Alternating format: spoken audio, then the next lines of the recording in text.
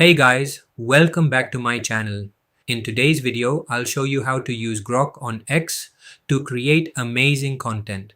First, open your browser and go to Google, then search for X and click on the official website. Once you're on the platform, take a quick look around to get familiar with the layout. Now, look for the Grok icon, usually located near the messages section. Once you find it, click on it to open the Grok feature. Inside Grok, you'll see different options including image generation. Click on Create Images to start. This is where the fun begins. Now it's time to write your prompt.